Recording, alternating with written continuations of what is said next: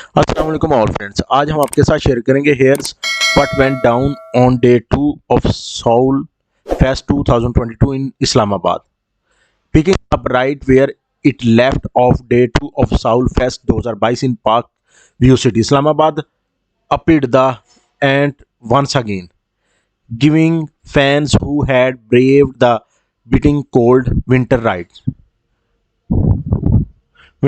तो फ्रेंड्स ये देखें डे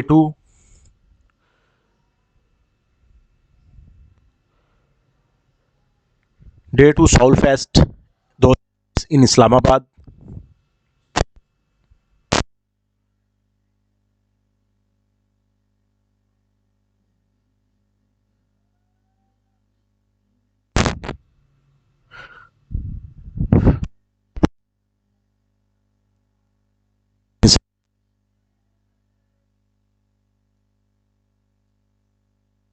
साउल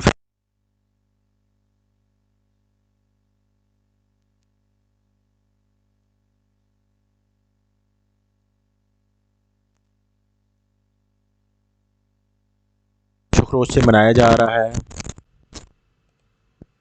तो फ्रेंड्स उम्मीद करते हैं ये इन्फॉर्मेशन